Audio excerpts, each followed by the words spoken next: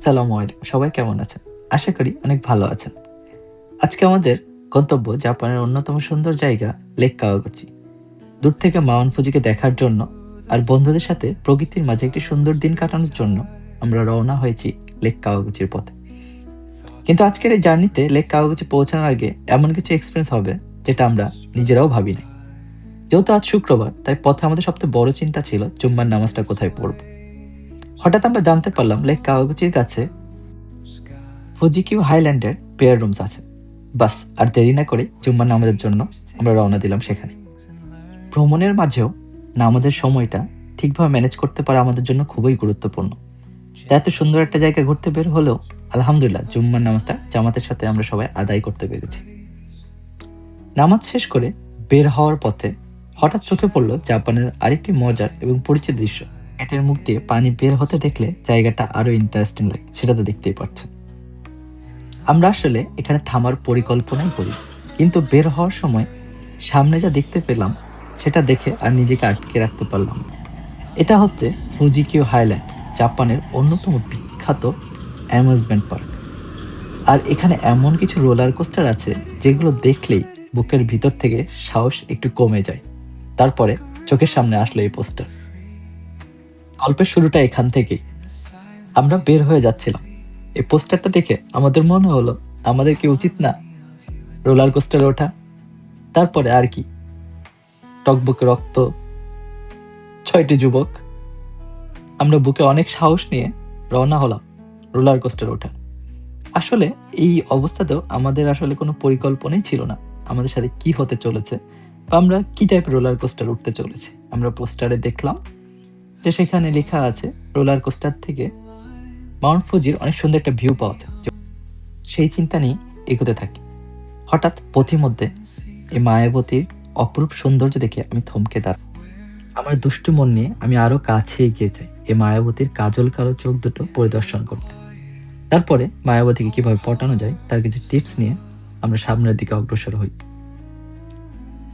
পথিমধ্যে ছোট ছোট বাচ্চাগুলোকে এই গরমের ভিতরে খেলাধুলা করতে দেখে অনেক ভালো লাগে। তারপরে আমরা রওনা হই আমাদের সেই কাঙ্ক্ষিত রোলার কোস্টার, যেটা আসলে কি হতে চলেছে সেটা সম্পর্কে আমাদের নিজেদের কোনো ধারণা ছিল না।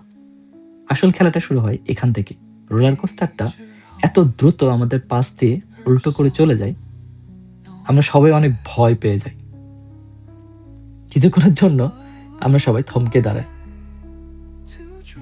আমরা কিভাবে আসলে এটাকে উঠতে হবে এবং কিভাবে এটা কই কই যাবে সেটার একটা বর্ণনা দেখে তারপর আমরা টিকিট কেটে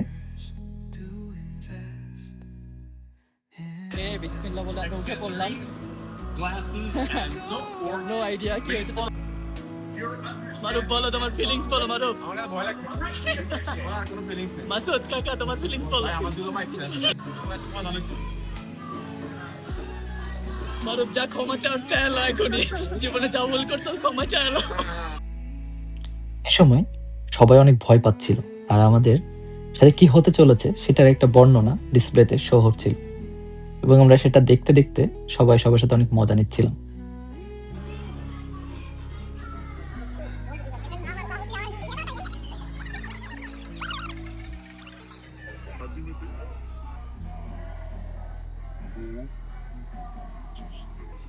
এ পর্যায়ে আমাদের সাথে 2টা জাপানিজ পিচ্চিও ভিডিওটা দেখে অনেক ভয় পাচ্ছিল। তারপর তাদের সাথে কথা বলে তাদেরকে অনেক সাহস দেওয়ার চেষ্টা করি, আসলে কিছু হবে না, কিন্তু আমরা অনেক ডরাইতেছিলাম। ভেতরে ঢোকার পরে সে ভয়টা আরো বাড়িয়ে দিয়েছে। আমাদের জামা প্যান্ট ছাড়া বাকি সবকিছু খুলে রাখার জন্য বলা হয়েছে। প্রথমে অনেক ভালো লাগতেছিল, উপরের দিকে আস্তে আস্তে নিয়ে যাচ্ছিল, পুরো এলাকাটার ভিউ পাওয়া যাচ্ছিল, আমরা খুবই এনজয় হচ্ছিলাম। তারপরে এই জায়গাতে নিয়ে আসা লিটারালি পুরো চেয়ারটা রাউন্ড হয়ে ঘুরতেছিল, মানে ওপরে যাব না নিচে ছিটকায় পড়বো, আমরা আসলে বুঝতেছিলাম না। তারপরে আসলে বের হওয়ার পরে সবার অনুভূতি দেখে বুঝতে পারো। What is your feeling? মনে হয় আর ওকে নতুন জীবন পেলাম ভাই।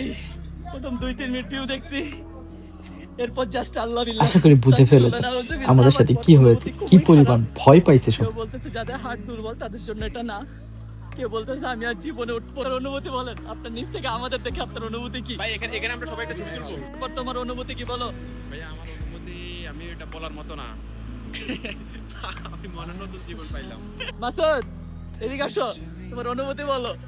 একটা রাইড তে তোমার কি মনে হলো? এই রাইড দিয়ে আমার মনে হইলো খারাপ ভাষা বলবো না, ভালো ভাষা বলবো। ভদ্র ভাষায় বলো। ভদ্র ভাষা, ভদ্র ভাষায় বলতে গেলে মোটামুটি মুখ দাঁত তাড়া বাইরে নেই।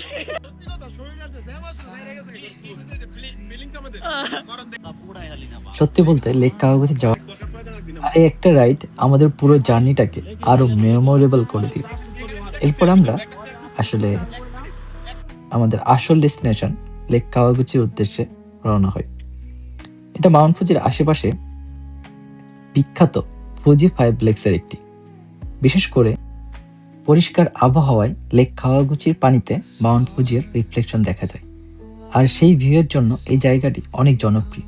চারপাশে পাহাড়, লেক আর ফুজের কম্বিনেশন এক কথায় অসাধারণ। তাই আপনারা যদি আমাদের লেক কাওয়াগুচির সেই দুষ্টামি ভরা পার্ট 2 দেখতে চান, অবশ্যই কমেন্টে জানাবেন পার্ট 2।